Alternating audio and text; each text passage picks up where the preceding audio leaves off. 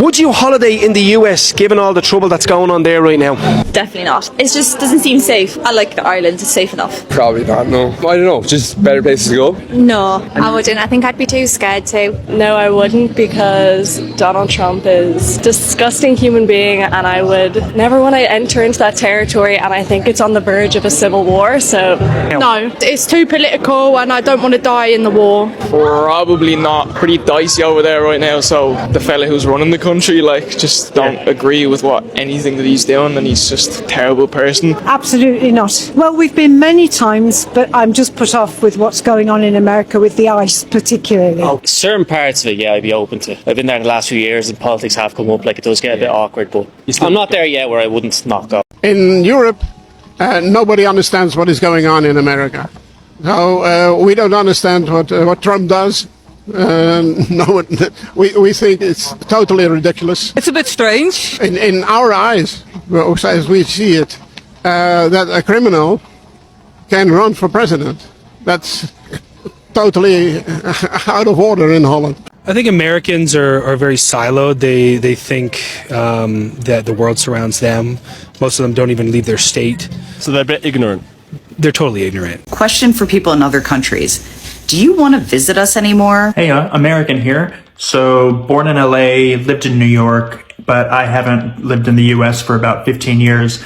I've lived in Shanghai, Seoul, and now I'm currently in Melbourne, Australia.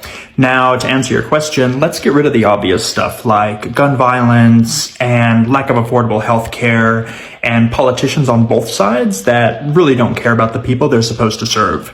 So these are my 3 reasons why I would not visit, let alone move back to the United States. Number 1, the fuck am I supposed to talk to anybody about? Americans are so myopic and in their own little bubble that it's hard to have a cosmopolitan conversation with most of them. And if I was to talk about America not being the center of the world, it would blow their minds and probably cause a fight. Number 2, the food. Every time I go back, I feel so bloated and gassy and sick. And that's because the food there is so processed and full of sugar and just terrible for you.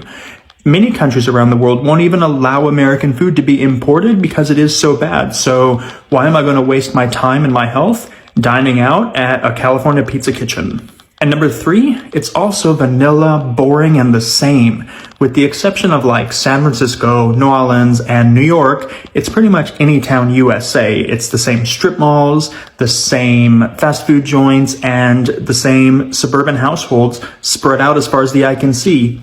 There's plenty of more interesting places around the world that I'd much rather visit that are more cosmopolitan, have better food, and I'm not going to get shot. More Europeans are now saying they no longer wish to visit the USA anymore, and they are blaming the political climate surrounding Donald Trump's America, from the aggressive immigration crackdown, people being stopped on the street, and being racially profiled. Let's have a look at this video right now. Why are you asking me for my paperwork? Because of your accent. I still? You have an accent too. Where were you born, sir? Where were you born at? Put your hands behind your back. Ramon Monero was detained by U.S. Border Patrol agents outside his home in a Minneapolis suburb after an agent questioned whether he was a citizen because of his accent. I'm from this country. You know what, sir? Now, talking to you, hearing that you have an accent, I have reason to believe that you are not born of this country. So you just raised an accent? What country are you from? According to Monero, agents took a photo of him and searched a system that indicated he's been a U.S. citizen since 2019. They also checked his U.S. passport card, which he keeps in his wallet, before letting him go. Monero, who was born in Mexico and obtained a U.S. passport in 2021, was detained in front of his 5-year-old daughter. Well, she was shaking when I got in the home, and she's like, "Are you okay? That we're gonna take you? I don't want to lose you." And I'm like, "You're not gonna lose me." Even though I'm a citizen, I'm still afraid because they don't care if you're a citizen or not. And especially because I know I have a really strong accent speaking English, I know I can be a target because that's who are they targeting, just because our appearance and because of our accent. Yeah, many now say the USA is becoming a dictatorship, a threat to world peace, and a danger to freedom and democracy. So, what do you think about America right now? And do you want to visit the USA? Let me know your thoughts in the comments. Let's have a look, and I appreciate your support, alright? Let's dive into it. Why would anybody outside the U.S. visit the U.S. right now? The risks so outweigh any reason to go to the States, in my opinion. There's a woman that I worked with briefly in my 20s who was one of the first Canadians to end up in ICE detention. She was in there for fucking 2 weeks, getting like shuffled around the country. That scared the hell out of a lot of people in Canada. And with roving gangs of Gestapo like wandering around major cities, why would anybody go? The chances of getting scooped up, they're low.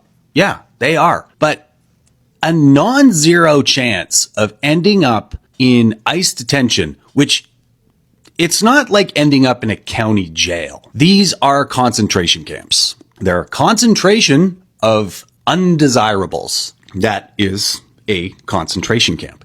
And people are dying in there. Canadians have died. Other people have died. So what could be worth it about the United States to risk getting scooped up? I have thought about it. There was a few months ago where I was going to go visit some friends in Florida, and man, did I really go over it in my head. I would have to bring a burner phone.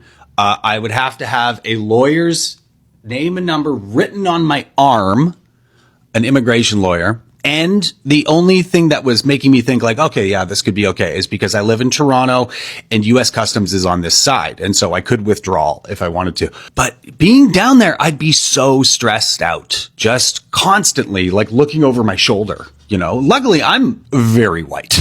I'm like a stuck pig. I'm so white. So anybody, not just people of color, but like white people, like the woman I know, she's white. She's a tall, white, beautiful woman who got scooped up. It could happen to any of us. So why would anybody risk it? Risk our freedoms to go visit a country that is in total disarray right now. The tourism losses that the United States are suffering right now, they are very well deserved. They're not giving us any reason to go down there. Are you United States citizen, sir? I don't wish to answer any questions. You don't wish to answer any questions? Sir, you answered, you can be on your way.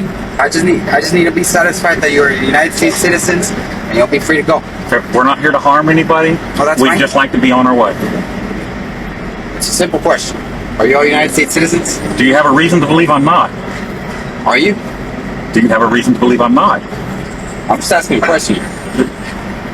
Are you all United States That's my citizens? answer. Do you have a reason to believe I'm not a citizen? I have to question everybody. I understand. And it's their right to answer questions or not, participate in your investigation. Everybody answers questions here at the table. You know, it's 100% inspection. Right now you're being seized until you satisfy. I understand. My immigration question that you are here, if you're United States citizens, you can be free to go. I've answered your question. I don't wish to participate in your investigation. It's not if you participate or not. Are you a United States citizen, yes or no? What reason do you have to believe I'm not?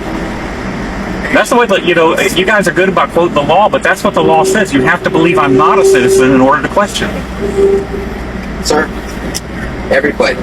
Good news! Tourists who would like to visit the United States, a land of the free, would now need to submit their past 5 years of social media history under a new proposal. But perchance you didn't know, this is only one of the requirements. You may also need to submit your past 5 years of all of your phone records, all of your previous email addresses, information about your closest relatives, and even your DNA. So please, come and visit the most free country on this planet Earth. I desire you to do so, actually. Actually, I implore you to do so. Please come and visit. And for anyone who thinks this is a good thing, remember, whatever you allow your country to do to others, they will inevitably end up doing the same thing back to you. If you plan on boycotting the World Cup coming to the United States, I want to know where you're from and why. Because if I was you, the biggest reason would be ICE. Our enforcement of immigration is acting more like a secret police force, and it is absolutely terrifying to come here as somebody who does not live in this country. It's terrifying just to be a citizen, so I can only imagine coming from another country. So where are you from, and are you boycotting the United States? ICE and their policies, detaining you, locking you up, that would be my biggest concern. What is yours? Question for people in other countries. Do you want to visit us anymore? Like, are we even... The Australian government puts out warning advisories about travelling to America. It talks about not going to America if you are female or LGBTQ, or if you have, say, a Judaic background, if you happen to be open-minded, if you happen to be, anything other than a cis white het male.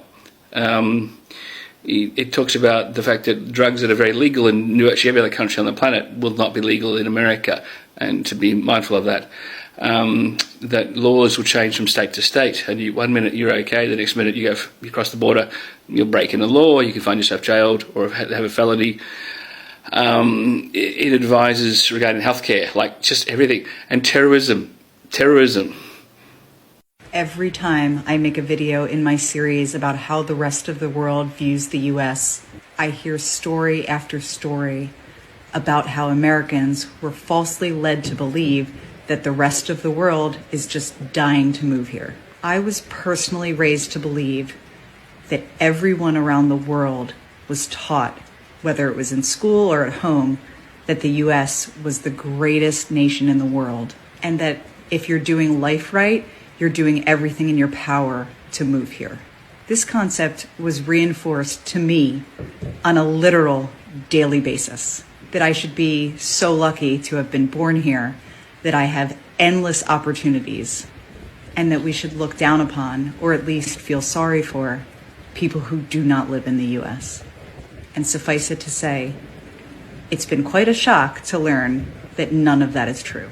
America is not what it once was. I've got some bad news for people who don't travel internationally. The world hates us, okay? We're not the big dog. We don't have the clout that we once had. We aren't even statistically on top of anything, education or anything anymore. And I've traveled a lot internationally. Over COVID, obviously, I stopped. And there's always been an underlying tone that America is dangerous. But, we run Hollywood, so a lot of the media that is consumed by people in other countries is still American. However, I'm on my first international trip since COVID, and it has gotten worse. I have heard from every nationality that America is dangerous, but I arrived in Indonesia, which is a country that, a lot of people aim to get out of and go to America. And the first thing that my taxi driver says to me is that he's afraid of America because of all the poppy seeds that we're taking and all the jazz powder that people are using. And he's convinced that people are walking around the US like zombies, because that's what's on the internet. That's what these people are seeing. And I think it's a really big lesson if you are sheltered and are not leaving the US. We don't got it. We don't got it anymore. People don't want to live in America. People aren't eager to live in America. When I was in Europe, a lot of the kids said their parents wouldn't let them go to America because they were afraid they were going to get popped by the police. Those are the fears. The only fear that Americans have when their children travel overseas is that they're going to be, in the movie Taken, which is a very small possibility. And they just use that as a fear. I don't even, that's not really even a founded fear. People aren't taking Americans when we go, because you know how big of a hell case they would raise if some little white girl went missing? That's not what's happening. But what is happening is other people from other nations are going to America and bad things are happening to them. So, just a reminder, we ain't shit. Yeah, quick question. Are Americans finally starting to realize that their country is ass on almost every measurable level? Education? Hell no. Healthcare? Nope. Technology? Fuck no. Unity? Hell no. Quality of life? Healthcare? Fuck no. No, no, no, no, no. The answer is no, no, no. No advantages, no superiority on any of the aforementioned entities or anything that would constitute an actual society that stood above the rest of every other society. Oh no, China, Russia, and Iran want to hurt us because of our freedom and quality of life. Yeah, right, bro. Our fucking skies are poisoned. Our food are poisoned. We're fucking taxed harassed and worked to death. We're surveilled and fucking tracked on every fucking thing we do. We're losing more freedom of speech daily as I speak now. Second Amendment rights are going to be going away soon. Again, every fucking thing. Dude, we're not all that and a bag of chips. And people are starting to realize that. If you talk to people from other countries, they fucking know. They know. They're laughing at us because we still stand or sit on that high horse like we're above everyone. We're on a fucking slave planet, and we're part of that slave planet. Matter of fact, we're leading the charge. If you're planning on moving to the United States from another country, don't. But it's the land of opportunity. Why wouldn't we move there? First of all, we're probably going to start you off at $7.55 an hour, which is crap. Rent is going anywhere between $800 and $2,200 for a one-bedroom apartment in this country. There's no socialized health care. You're not going to find that anywhere here, so good luck with that one. And don't get me started on the price of groceries. You're barely going to be able to afford those without SNAP benefits. Well, at least it's a democracy where we can vote our leaders in. Good luck with that one. The popular vote don't count. It's all about electoral votes. The only thing reasonably priced in this country is gasoline, and considering the rest of the countries are paying by the liter, paying by the gallon isn't that bad. And no matter what you want to buy, it's usually financed, you know, so it's either credit cards or you're going to have a mortgage or a lease or a loan or whatever, but you're going to be paying interest rates. The only opportunity you have here is to be a good worker bee, so good luck, slave. America used to be a dream destination for many, but it's now becoming a nightmare. For decades, the US sold the image of freedom, democracy, opportunity, and human rights. Millions of people across Europe, they looked at America as a cultural center of the Western world. Hollywood, music, technology, business, and education, and many dreamt of visiting.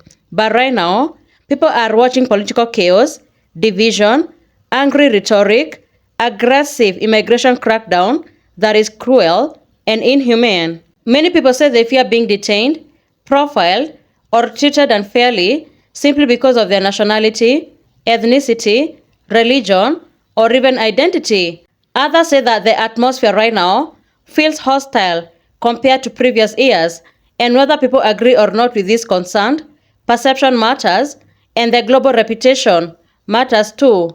Once allies begin losing trust, it affects everything: tourism, diplomacy, business relationships, and international influence. Most Europeans don't consider the USA a relatable NATO partner because they feel the USA has become less stable and unpredictable than it once did. They point to culture wars, political extremism, hostility towards immigrants, and the distrust between America and its long-term allies.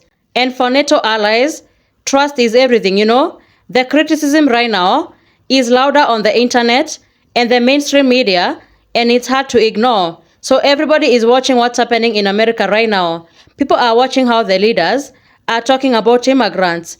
People who once defended America without hesitation are openly expressing disappointment. America's global image affects ordinary Americans too, because if tourism declines, businesses suffer. If allies lose confidence, economies feel the pressure.